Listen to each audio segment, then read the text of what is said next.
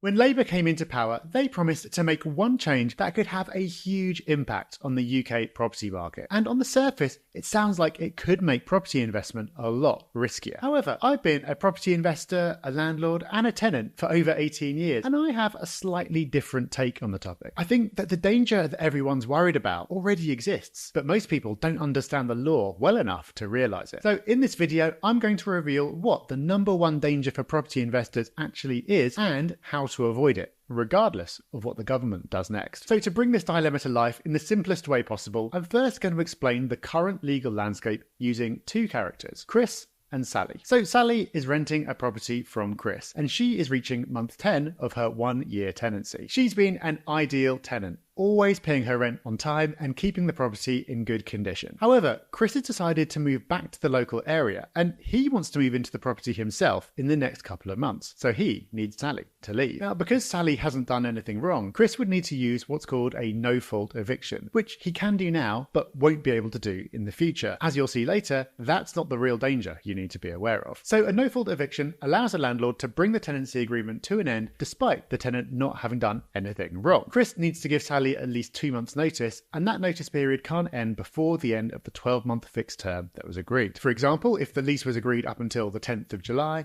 he would need to give notice no later than the 10th of May, ideally a bit earlier, and then she would need to leave on the final day. So once that day arrives, Sally needs to go. She might not be happy about it, she might have wanted to stay for many years longer, but she's unlikely to fight it. So 2 months later, Chris has an empty property that he can move into. This might seem a bit unfair on poor Sally, and that's one of the reasons that no-fault evictions are being done away with. However, in practice, no-fault evictions are often also used by landlords to get rid of tenants who aren't paying rent or are making the neighbours suffer with antisocial behaviour. And the reason for this is simple. When you use a no-fault eviction, if the Sally in your situation ignores the notice to move out, you don't have to bring evidence of any wrongdoing to the court. You avoid any uncertainty of what mood the judge will be in that day and guarantee an eviction so long as you follow the process correctly. This, in theory, allows you to get your property back on the market quickly and earning you rental income again. And this is why investors and landlords are so worried about the government getting rid of this option. But here's what a lot of people don't realise about no-fault evictions, and something that often gets overlooked. Even if you use a no-fault eviction and avoid going to court, it can still take the best part of a year to evict a tenant. So they're really not the saving grace that everyone thinks they are. And to explain what I mean by this, I'm going to introduce you to two new characters, Mark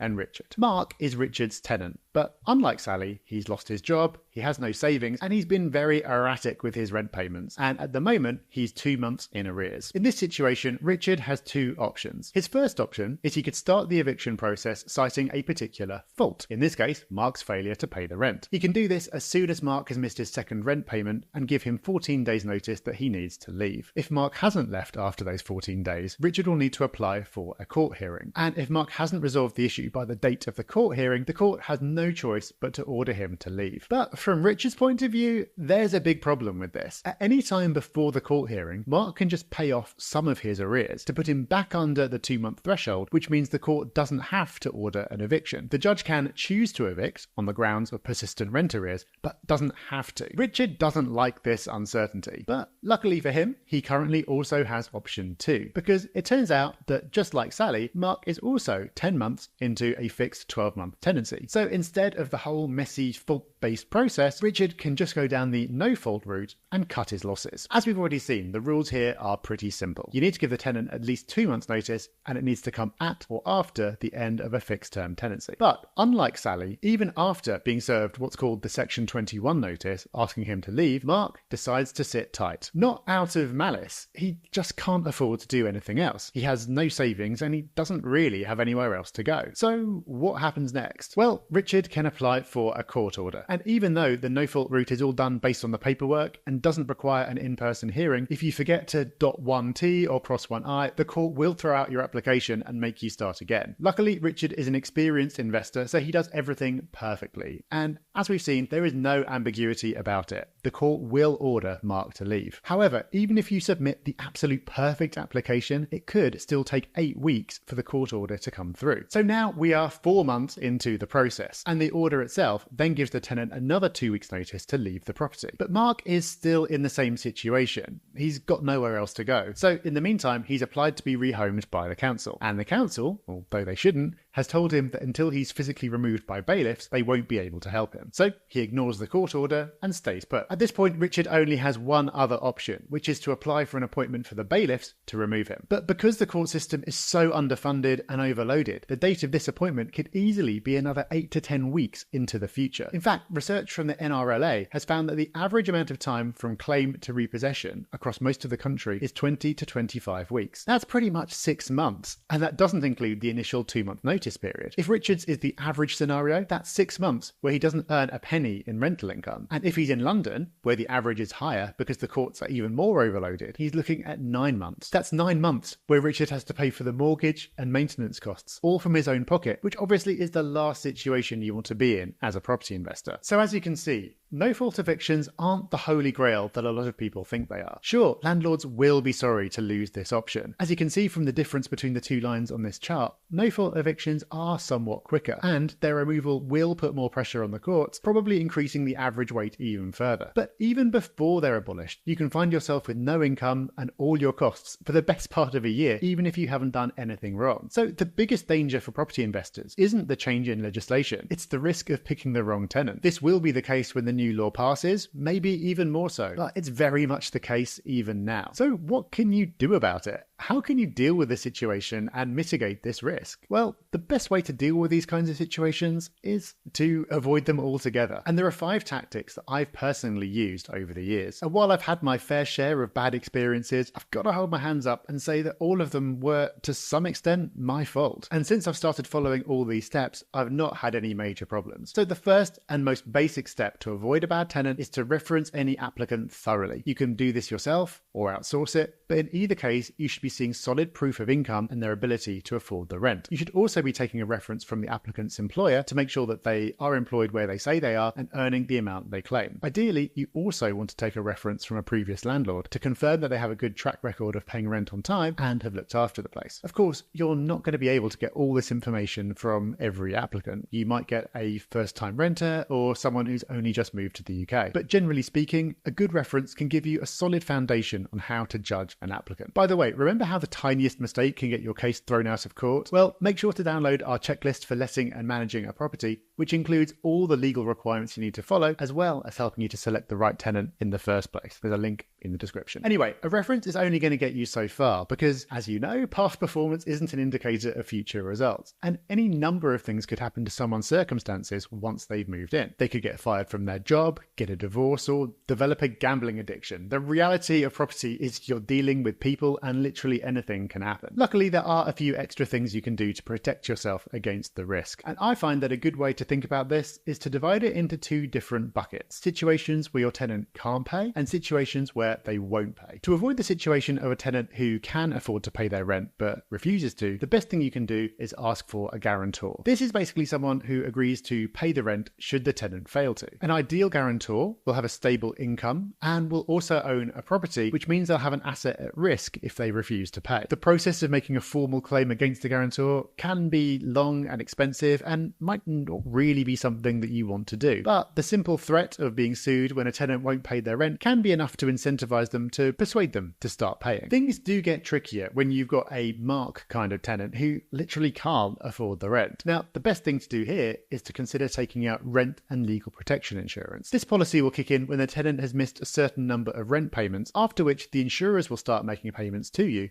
on the tenant's behalf. And some policies will also cover your legal costs to remove the tenant from the property. What's great about this is that the insurance provider will help you to drive things forward because they'll want to stop making the rental payments themselves as soon as they can. Even so, as much as this insurance is going to protect you in a can't pay situation, it's also going to increase your costs. And it's not something you can rely on exclusively. The insurance provider is also going to insist on solid referencing and will only agree to insure people who are a pretty low risk anyway. But if you only you rent out one property and missed payments will severely affect you financially, it's definitely something to consider. Whereas if you have 10 properties and a few missed payments isn't the end of the world, you may choose not to. Now, if you do decide to take out a policy, it's important to read through all the terms and conditions so you know exactly when the policy will kick in, how much they'll pay out, and what the excess is. Because there's no point paying fat monthly fees to an insurer that doesn't pay out when something goes wrong. There's something else you can do to avoid both can't pay and won't pay situations, which is to take all the rent up front before they move in. And while you can do that, I sometimes do, it is not a solution to your potential problem. Why? Because the tenant could pay for a year up front and then refuse to leave after that year, and you end up in the very situation you were trying to avoid. There's a very real risk that the allure of an upfront payment can make you relax your standards, and I've actually fallen into this trap before. An applicant offered to pay me 6 months' rent in advance, and I, frankly, was busy and lazy and saw the opportunity to get them in quickly without messing about. So I scrimped on my referencing, and long story short, I never saw another payment after that initial 6 months. It took me many months to get them out of the property, using, by the way, the no-fault procedure, even though there very much was fault. In the end, my laziness and greed ended up costing me thousands of pounds. So I'm not saying don't take payments up front. What I'm saying is don't let these sway your judgment of a potential tenant. And ultimately, the best thing that you can do is offer a great property in a popular area at a fair price. If you do this, you're going to have the largest possible pool of applicants to choose from, so you can do proper referencing and find the lowest risk tenant who will consistently pay their rent and look after the property. However, as I mentioned earlier in the video, even if you choose the best tenant in the world, the property market is a legal minefield for investors nowadays. And even the most basic mistake can lead to huge fines and, in some cases, prison time. So check out this video next, where I run through the 5 biggest mistakes that landlords are making so you can keep on the right side of the law.